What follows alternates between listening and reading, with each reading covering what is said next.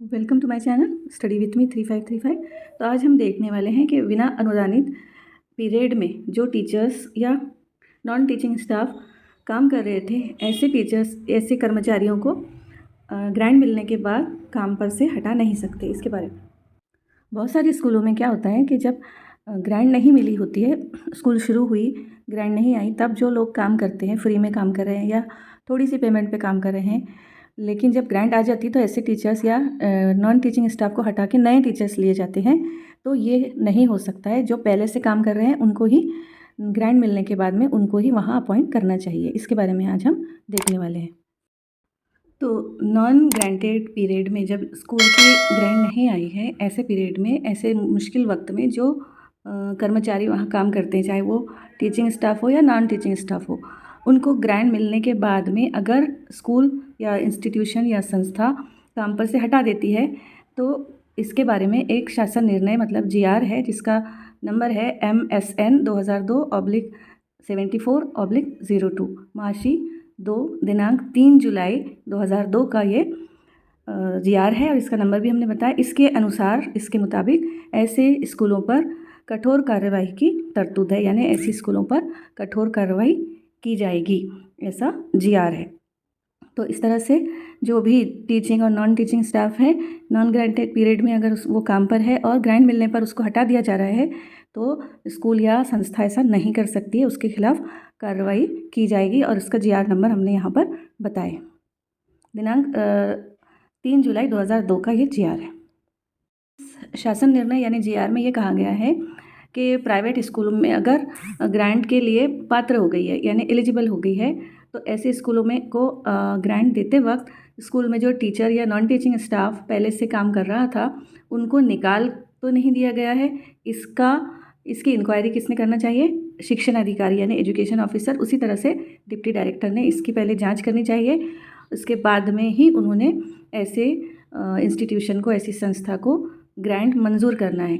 अगर इंस्टीट्यूशन ने, संस्था ने पहले ही ऐसे कर्मचारियों को निकाल कर उनकी जगह नए कर्मचारी ले लिए हैं तो ऐसी संस्था में ग्रांट मंजूर करने के पहले इस बात की जांच करनी चाहिए कि पहले जो पात्र कर्मचारी थे, एलिजिबल कैंडिडेट्स थे, उन पर अन्याय हुआ है कि उनके साथ नाइंसाफ़ी करके उनको निकाल दिया गया है। तो अगर ऐसा हुआ है तो संस्था पर कानून के मुताबिक कार्रवाई करना होगा और उसके पहले जो एलिजिबल कैंडिडेट्स वहाँ काम कर रहे थे उनको अपॉइंट किए बगैर शिक्षण अधिकारी और डिप्टी डायरेक्टर इनको ग्रांट मंजूर नहीं कर सकते, ऐसा इस जीआर में दिया हुआ है। यानी पहले वाले जो लगे हुए थे कर्मचारी, एलिजिबल थे वो, अगर तो उनको अगर निकाल दिया गया है तो वापस उनको लेंगे तभी संस्था को ग्रांट मंजूर होगा। ये इस शासन निर्णय में लिखा हुआ है।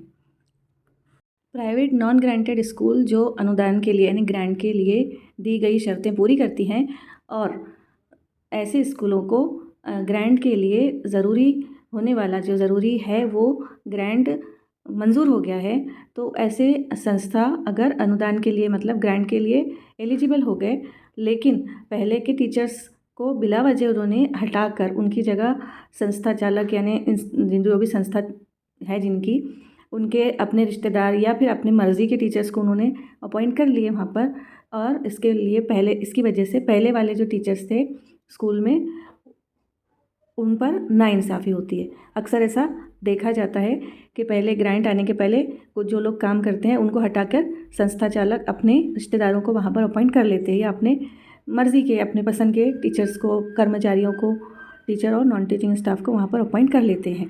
तो जो पहले से वहाँ काम कर रहे थे उनके साथ नाइंसाफ़ी होती है। इसलिए बिना अनुदानित यानी नॉन ग्रांटेड स्कूलों में जो कर्मचारी काम कर रहे हैं उन्होंने भी अलर्ट रहकर अपना वैयक्तिक मान्यता यानी पर्सनल अप्रूवल ला लेना चाहिए। और उसी तरह से जिस पोस्ट पर आपकी नियुक्ति हुई है, आपका अपॉइंटमेंट हुआ है, वो पद संच मान्यता में है कि नहीं, बिंदु नामावली में वो पद जो वो पोस्ट है वो कौन से कैटेगरी में आती है, उसी तरह से उस पोस्ट के लिए जो एजुकेशनल क्वालिफ़िकेशन है वो क्या है, ये सब चीज़ों का ध्यान रखते हुए जो संस्था में आपको जॉब करना है या नहीं करना है इसका आपको फैसला करना है।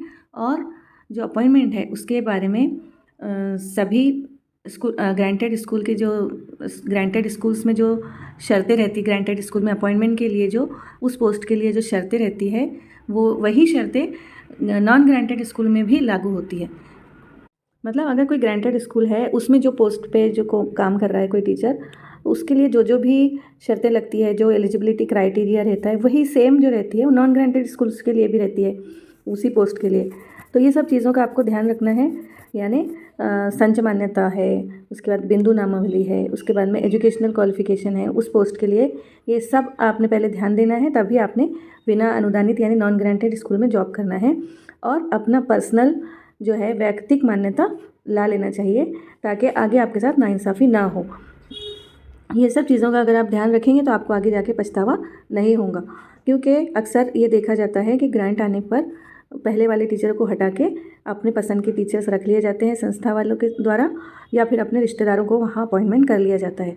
तो ये सब ना हो इसके लिए पहले आप अपना पर्सनल अप्रूवल ला लेना चाहिए, वैयक्तिक मान्यता ला लेना चाहिए। उसके बारे में भी हम आगे वीडियो बनाएंगे। वैयक्तिक मान्यता के लिए आपको क्या करना है इसके बारे में अगला वीडियो आने वाला है। तो चैनल को सब्सक्राइब कीजिए और चैनल पर बने रहिए।